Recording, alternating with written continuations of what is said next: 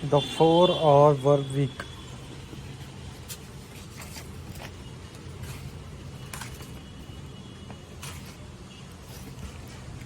The 4 hour work week was turned down by 26 out of 27 publishers after it was sold.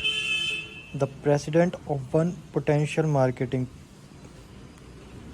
partner, a large bookseller, emailed me historical bestseller statistics to make it clear this would not be a mainstream success.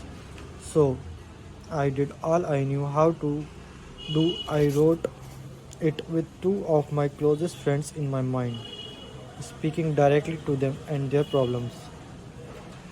I long had, and I focused on the unusual option that had worked for me around the world.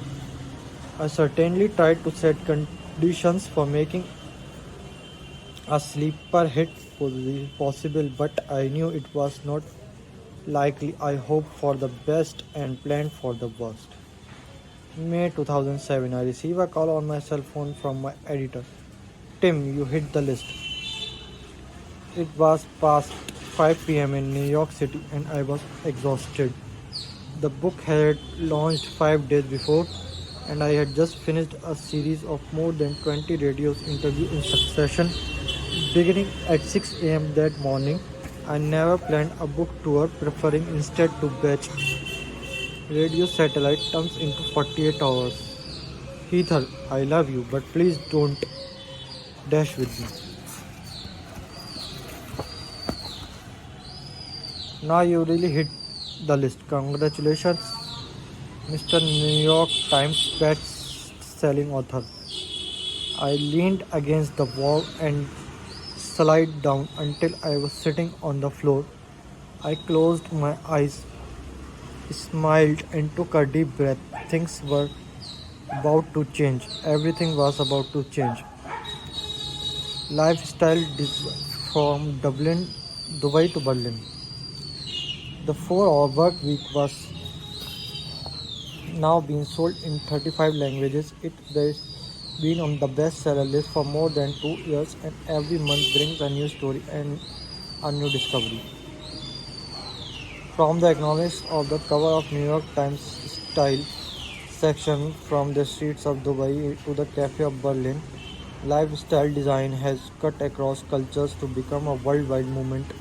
The original ideas of the book have been broken apart, improved, and tested in environments and ways I never could have imagined. So, why the new edition if things are working so well? Because I knew it could be better, and there were a missing ingredient, you. This explained and updated edition contains more than 100 pages of new content, including the latest cutting edge technologies, field tested resources, and most important, real world success stories. Choosing from more than 400 pages of case studies submitted by readers, families, and students, CEOs, and professional vagabonds. Take your pick. There should be someone whose results you can duplicate. Need a template to negotiate remote work. A paid year in Argentina, perhaps this time is here. The experiments in lifestyle design www.4hourblog.com was launched alongside the book, and within 6 months it's become one of the top 1,000 blogs in the world out of more than 120 millions. Thousands of readers have shared their own amazing tools and tricks, producing phenomenal and unexpected results. The blog became the laboratory I have always wanted, and I encourage you to join us there. The new best of the blog sections included several of the most popular posts from the experiments in lifestyle design blog. On the blog, you can also find recommendations from everyone from Warren Buffett. Seriously, I tracked him down and showed you how I did to chess prodigy Josh Waitzkin. It is an experimental playground for those who wanted better result in less time. Not revised This is not a revised edition in the sense that the original no longer works. The typos and small mistakes have been fixed over more than 40 prints in the US. This is the first major overhaul, but no for the reasons you had expected. Things have changed dramatically since April 2007. Banks are failing, retirement and pension funds are evaporating, and jobs are being lost at record rates. Readers and expectees alike have asked, can the principles and techniques in the book really still work in an economic recession and depression? Yes and yes. In fact, question I posed during pre-crash lectures, including how would you prioritize and decisions change if you could never retire, are no longer hypothetical. Millions of people have seen their saving portfolios fall 40% or more in value and now looking for options C and D. Can they redistribute retirement throughout life to make it more affordable? Can they relocate a few months per year to places like Costa Rica or Thailand to multiply the lifestyle output of their decreased savings? Sell their services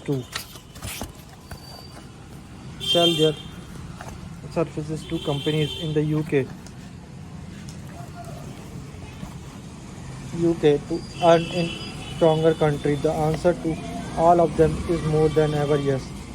The concept of lifestyle design is a replacement for multi-stage career planning in sound. It is more flexible and allows you to test different lifestyles without committing to a 10 or 20 years retirement plan that can fail due to market fluctuations outside of your control. People are open to exploring alternatives and are more forgiving of others who do the same. As many of the other options, the one safe options have failed.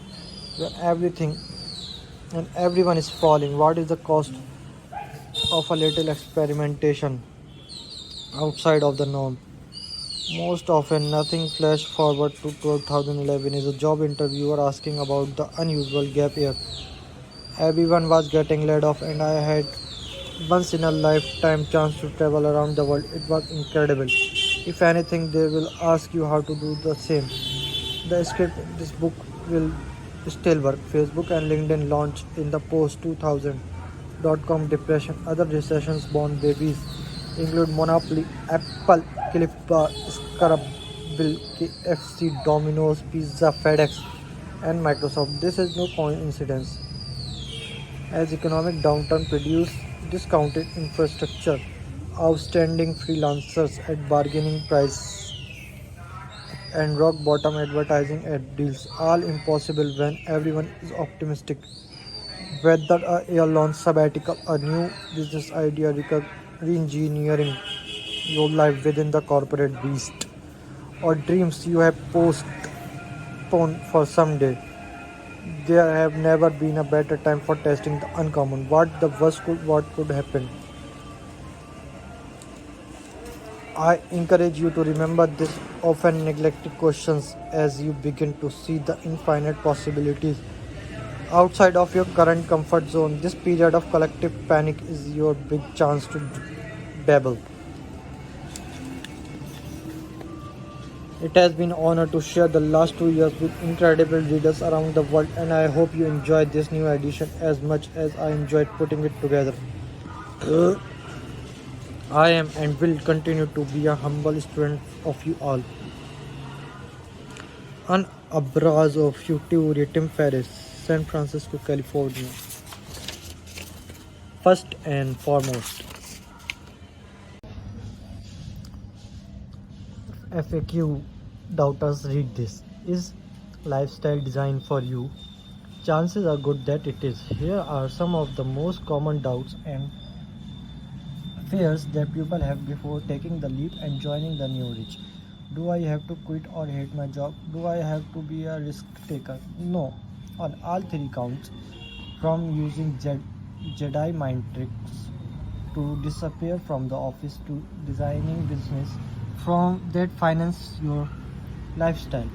There are paths for every comfort level. How does a Fortune 500 employee explore the hidden jewels of China for a month and use technology to cover his tracks? How do you create a China jewels of China? How do you create a hands-off business that generates $80,000 per month with no management? It is all here. Do I have to be a single 20 something? Not at all. This book is for everyone who is sick of the deferred lives plan and wants to live life large instead of postpone it. Case studies range from a Lamborghini driving 21-year-old to a single mother who traveled the world for 5 months with her two children. If you are sick of the standard menu of options and prepared to enter a world of infinite options, this book is for you. Do I have to travel? I just want more time. No, it's just one option. The objective is to create freedom of time and place and use both however you want. Do I need to be born rich? No, my parents have never made more than 50,000 per year combined, and I have worked since age 14. I am no Rockefeller and you need not be either. Do I need to be an Ivy League graduate? No, most of the role models in this book did not go to the Harvards of the world. Some are dropouts. Top academic institutions are wonderful, but there are unrecognized benefits to not coming out of one. Grads from top school and funneled into high income 80-hour per week jobs and 15 to 30 years of soul crushing work has been accepted as default path. How do I know? I have been there and seen the destruction. This book reverses it. Top academic institutions are wonderful, but there are unrecognized benefits to not out of one. Grads from top school are funneled into high income soul crushing work has been accepted as default path. How do I know? My story, and you need why you need this book. Whenever you find on the side of the majority, it is time to pause and reflect. Anyone who lives within their means suffer from a lack of imagination. Oscar Wilde was dramatist and novelist. My hands were sweating again, starting down at the floor to avoid the blinding ceiling lights. My hands were sweating again, starting down at the floor to avoid the blinding ceiling lights. I was supposedly one of the best in the world, but it just starting down at the floor to avoid the blinding ceiling lights. I was supposedly one of the best in the world, but I just did not register. My partner Alicia shifted from foot to foot as we stood in line with 9 other couples, all choosing from over 1,000 competitors from 29 centuries and 4 continents. It was the last day of the Tango World Championship semi-final, and this was our final run. In front of the judges, television cameras, and cheering crowds, the other couple had an average of 15 years together. For us, it was just the culmination of 5 months and non-stop 6-hour practices, and it finally was show time. How are you doing? Alicia, a seasoned professional dancer, asked me in her distinctly Argentinian Spanish. Fantastic, awesome, let's just enjoy the music, forget the crowd, they are not even here. That was not entirely true. It was hard to even fathom 50,000 spectators and coordinators in La Ruler, even if it was the biggest exhibition hall in Buenos Aires. Though the thick haze of cigarette smoke you could barely make out of the huge undulating mass in the stands, and everywhere there was exposed floor except the sacred 13 to 40 space in the middle of it all. I just been scripted suit and fussed with my blue silk handkerchief until it was obvious that I was just fidgeting. Are you nervous? I'm not nervous. I'm excited. I'm just going to have fun and let this just flow. Number 152, you are up. Our chaperone had done his job, and now it was our turn. I whispered an inside joke to Alicia as we stepped on the hardwood platform. Tranquilo. Take it easy.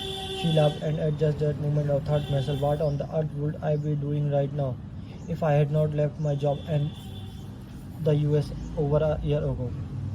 The thought vanished as quickly as it had appeared when the announcer came over the loudspeaker and the crowd erupted to match him. Parija numero 152, Tomato Ferris by Alicia Montecado de Buenos Aires. We are on, and I was beaming. The most fundamental of American question is hard for me no to answer these days, and luckily so. If it were not, you would not be holding this book in your hand. So what do you do? Assuming you can find me, hard to do. And depending on you ask me, I prefer you didn't. You did not. I could be racing motorcycle in Europe, scuba diving in private islands in Panama, resting under a palm tree, kickboxing session in Thailand, or dancing tango in Buenos Aires.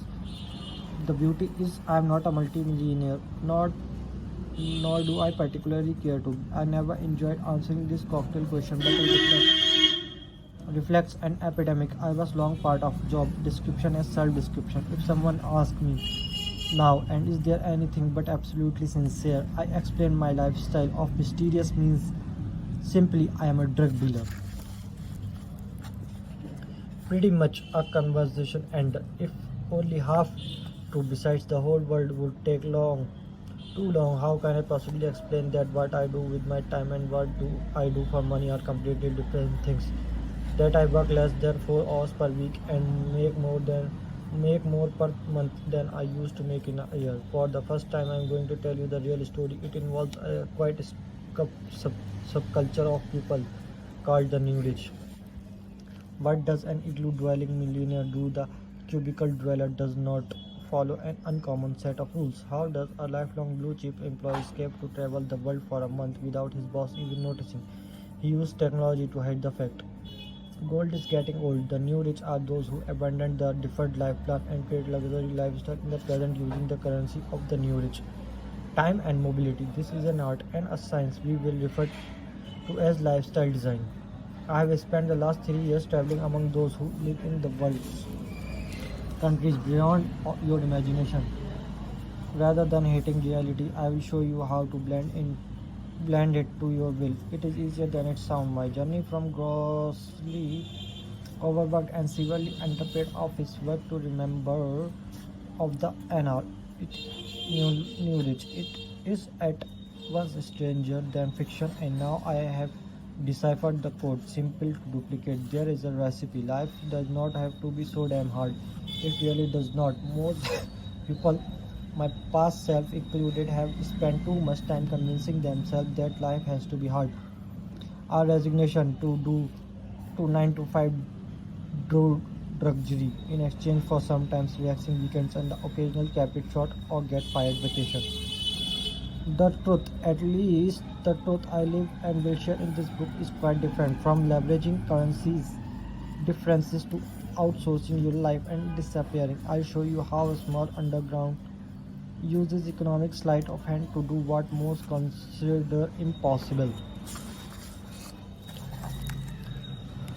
If you picked up this book, chances are that you do not want to sit behind a desk until you are 62. Whether your dream is escaping the rat race, real life fantasy, travel, long term wandering, setting world record, or simply a dramatic career, this book will give you all the tools that you need to make it a reality in here and now. Instead of in the often elusive retirement, there is a way to get the rewards for a life of hard work without waiting until the end. How? It begins with a simple distinction most people miss. One I miss for 25 years. People do not want to be millionaires, they want to experience what they believe only millions can buy. Ski chalets, butlers, and exotic travel often enter the picture. Perhaps rubbing cocoa butter on your belly in a hammock while you listen to waves rhythmically lapping against the deck of your thatched roof bungalow. Sounds nice. 1 million in the bank is not the fantasy. The fantasy is the lifestyle of complete freedom it supposedly allows. The question is then how can one achieve the millionaire lifestyle of complete freedom without having first million? In the last 5 years, I have answered this question for myself, and this book will answer it for you. I will show you exactly how I have separated income from time and created my ideal lifestyle in the process. Traveling the world and enjoying the best this planet has to offer. How on earth did I go from 14 hours day and 40,000 per year to 4 hour week and 40,000 plus per month?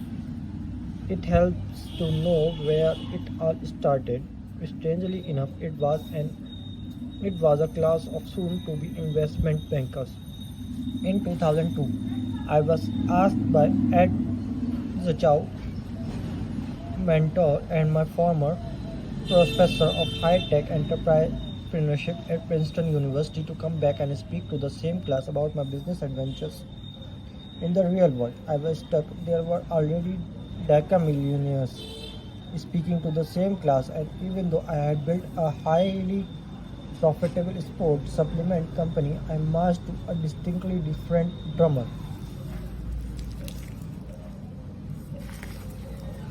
Over the ensuing days, however, I realized that everyone seemed to be discussing how to build large and successful companies, sell out of the life. Fair enough. The question no one really seemed to be asking or answering was, why do it all in the first place? Why is the pot of gold that justifies spending the best years of your life hoping for happiness in the last? The lectures I ultimately developed, titled Drug Dealing for Fun and Profit, begin with simple premises. Test the most basic assumption of the work-life equation. How do your decisions change if retirement is not an option? What if you could use a mini retirement to sample your deferred life plan reward before working 40 years for it? Is it necessary to work like a slave to live like a millionaire? Little did I know where questions like these would take me. The uncommon conclusion, the common sense rule of real world, are a fragile collection of socially reinforced illusions. This book will teach you how to see and seize the options others do not. What makes this book different? First, I am going to spend much time on the problem. I am going to assume you are suffering from time famine, creeping dread, or worst case, a tolerable and comfortable existence doing something unfulfilling. The last is the most common and most insidious. Second, this book is not about saving and will not recommend you abandon your daily glass of red wine for $1 million 50 years from now. I'd rather have the wine. I won't ask you to choose between enjoyment today or money later. I believe you can have both now. The goal is fun and profit. Third, this book is not about finding your dream job. I will take as a given that for most people, somewhere between 6 and 7 billion of them, the perfect job is the one that takes the least time. The vast majority of people will never find a job that can be an unending source of fulfillment. So that it is not the goal here to free time and automate income is. I open each class with an explanation of the singular importance of being a deal maker. The manifesto of the deal maker is simple. Reality is negotiable. Out of science and law, all rules can be bent or broken, and it does not require being unethical. The deal of deal making is also an acronym for the process of becoming a member of the new rich. The steps and strategies can be used with incredible results. Whether you are an employee or an entrepreneur, can you do everything I have done with a boss? No. Can you use the same principles to double your income, cut your hours in half, or at least double the usual vacation time? Most definitely. Here is the step-by-step process you will use to reinvent yourself. Deal. D for definition. Turns misguided common sense upside down and introduce the rules and objectives of the new game. It replaces self-defeating assumptions and explains concepts such as relative wealth and uterus. Who are the NR, new rich, and how they do operate. This section explains the overall lifestyle design recipe, the fundamentals, before we add the three ingredients. For E for elimination, kills the obsolete notion of time management once and for all. It shows exactly how I use the word often forgetting in Italian economics to turn 12 hours day into 2 hours day in 48 hours. Increase your per hour result 10 times or more with counterintuitive new rich techniques for cultivating selective ignorance, developing a low information diet, and otherwise ignoring the unimportant. This section provides the first of the three luxury lifestyle design ingredients: time. A for automation. Put cash flow on autopilot using geographic arbitrage, outsourcing, and rules of non-decision. From bracketing to the routines of ultra success, new rich, it is all here. This section provides the second ingredient of luxury lifestyle design: income. L for liberation is the mobile manifesto for the globally inclined. The concept of mini retirements is introduced as are the means for flawless remote control and escaping the boss. Liberation is not about cheap travel, it is about forever breaking the bonds that confine you to a single location. This section delivers the third and final ingredient for luxury lifestyle design: mobility. I should note that most bosses are less than pleased if you spend 1 hour in the office each day, and employees should therefore read the steps in the entrepreneurially minded deal ordered but implement them as Dila. If you decide to remain in your current job, it is necessary to create freedom of location before you cut your work hours by 80%. Even if you have never considered becoming an entrepreneur in the modern sense, the deal process will turn you into an entrepreneur in the purer sense as first coined by French economics J.B. Say in 1800. One who shifts economic resources out of an area of lower and into an area of higher yield. Last but not least, much of what I recommend will seem impossible and even offensive to basic common sense. I expect that. Resolve now to test the concepts as an exercise in lateral thinking. If you try it, you will see how deep the rabbit hole goes and you won't ever go back. Take a deep breath and let me show you my world. And remember, tranquillo. It's time to have fun and let the rest flow. Tim Ferriss. Chronology of a pathology. An expert is a person who made all the mistakes that can be made in a very narrow field. Ordinarily, he was insane, but he had lucid moments when he merely stupid. This book will teach you the precise principles I have used to become the following. Princeton University guest lecturer in high-tech entrepreneurship, first American in history to hold a Guinness World Record in tango, advisor to more than 30 world record holders in professional and Olympic sports. Weird Magazine, greatest self-promoter of 2008. National Chinese kickboxing champion. Horseback archer in Nikko, Japan. Political asylum researcher and activist. MTV breakdancer in Taiwan. Hurling competitor in Ireland. Actor on hit TV serial in mainland China and Hong Kong. Human Cargo. How I got this point is a tad less glamorous. In 1977, born 6 weeks premature and given 10% chance of living, I survived instant and grew so fast that I cannot roll on my stomach. A muscular imbalance of the eyes makes me look in opposite direction, and my mom refers to me affectionately as tuna fish. So far so good. 1983.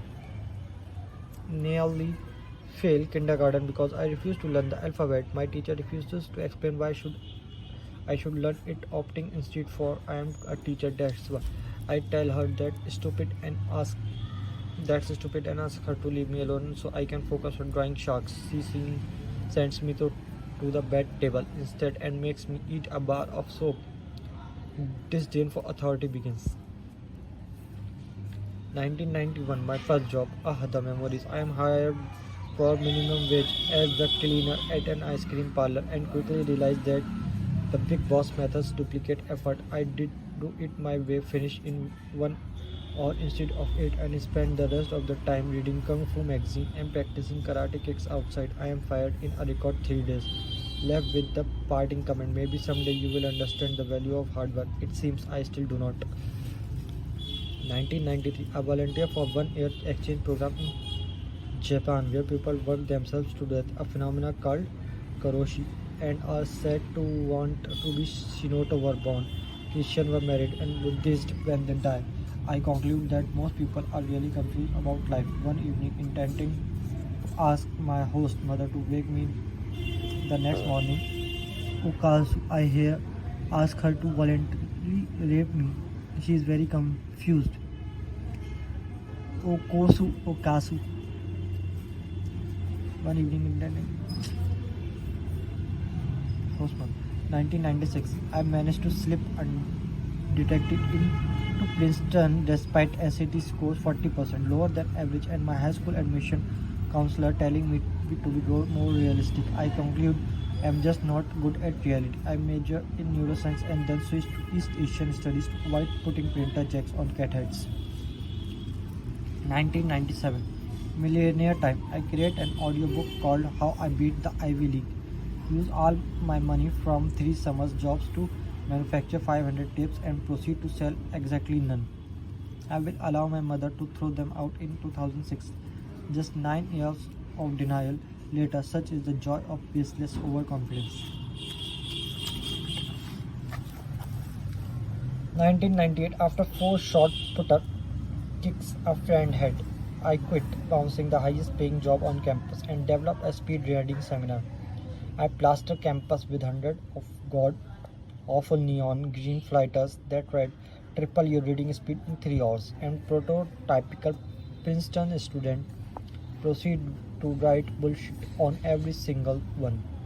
I sell 32 sports at $50 each for 3 hours event and $533 per hour, convincing me that finding a market before designing a product is smarter than reverse. 2 months later, I am bored to tears of speed reading and close up shop. I hate services and need a product to ship. Fall 1998. A huge thesis dispute and acute fear of becoming an investment banker drive me to commit academic suicide and inform the registrar that I am quitting school until further notice. My dad is convinced that I will never go back, and I am convinced that my life is over. My mother thinks it's not so big deal and there is no need to be a drama queen. Spring 1999. In 3 months, I accept and quit job as curriculum designer. I accept and quits job as curriculum designer at Berlitz, the world largest publisher of foreign language materials, and as an analyst at 3-person political asylum research firm. Naturally, I then fly to Taiwan to create a gym chain out of thin air and get shut down by triads, Chinese mafia. I returned to the US defeated and decided to learn kickboxing, winning the national championship 4 weeks later with the ugliest and the most unorthodox style ever witnessed.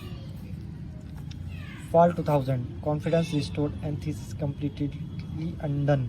I returned to Princeton. My life does not end, and it seemed the year-long delay had worked out in my favor. 20-something now have David Koresh-like abilities. My friend sells a company for 450 million, and I decide to head west to sunny California to make my billions. Despite the hottest job market in the history of the world, I managed to go jobless until 3 months after graduation, when I pulled out my trump card and sent one startup CEO 32 consecutive emails. He finally gives in and put me in sales. Spring 2001. True Sun Network has gone from a 15% nobody to the number 1 privately held storage company. How is that measured? With 150 employees. What are they all doing? I am ordered by a newly appointed sales director to start with A in the phone book and dial for dollar. I asked him in the most tactful way possible why we are doing it like retards. He said, because I say no. Not a good start.